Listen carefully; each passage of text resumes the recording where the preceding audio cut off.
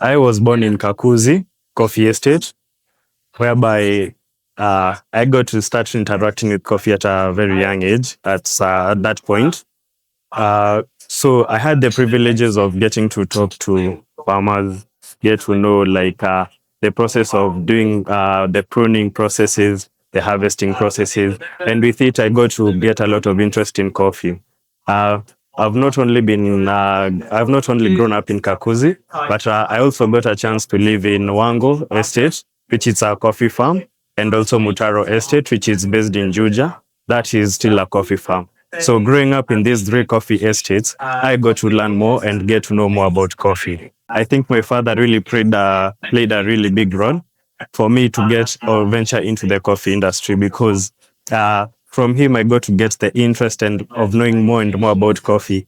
I remember even getting to ask him very weird questions at a very young age because I was really interested in knowing more about coffee. I was like, Dad, why do you have to harvest it and then dry it well? You can just harvest it and maybe sell it as a cherry. That's whereby he started explaining to me the processes of coffee, the different maybe process of processing coffee, like the wet process, the dry process, or the natural.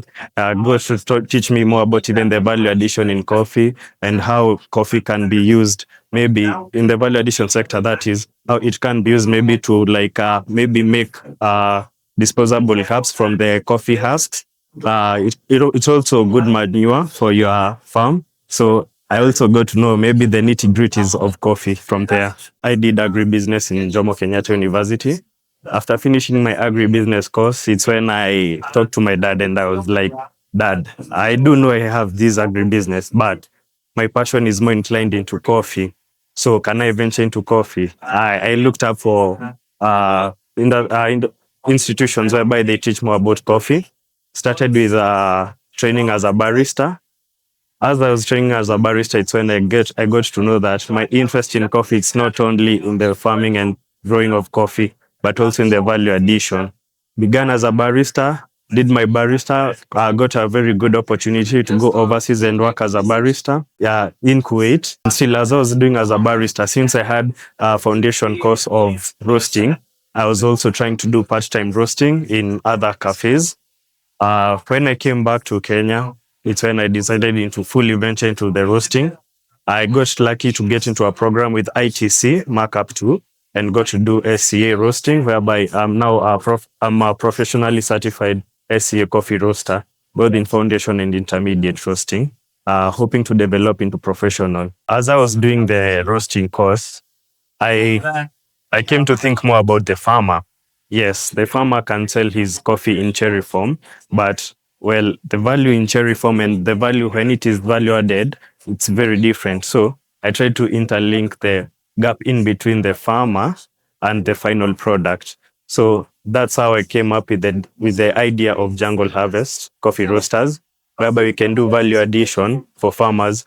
Also, farmers who have never tried their coffee and they have been farming coffee for a very long time. So the idea of Jungle Harvest sparked up in my mind, and I decided to actualize on it since I'm more inclined into getting to know. I've been with farmers, so I know how their livelihood is. I've interacted with them in depth, and well, I'm trying to just interconnect in between the farmer and the finished good and how and try and educate them on the value-added products of coffee and maybe how they can benefit also from coffee other than selling it as in cherry form. As Jungle Harvest Limited, we purchase our coffee from youth-led groups, such as one that I do have in Othaya, whereby I purchase their coffee to try and empower them.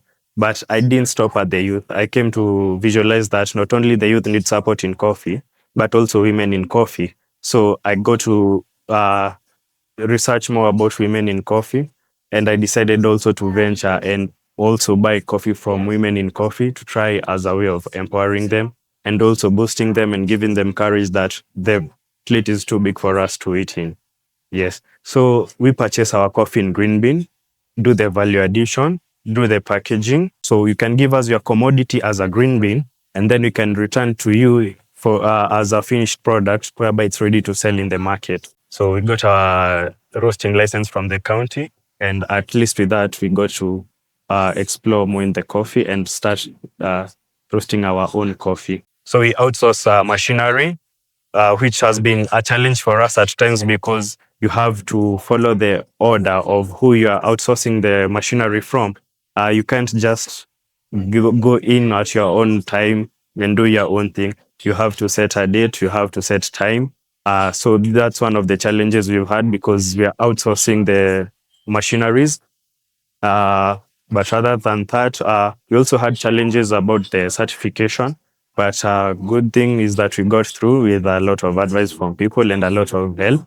And as a youth, I really do appreciate that from all the people who have come into support of Jungle Harvest Limited. And I am very appreciative of it. Well, the plans of Jungle Harvest in the 5 years, first of all, we want to educate and let people know about domestic consumption of coffee. Domestic consumption of coffee is very low.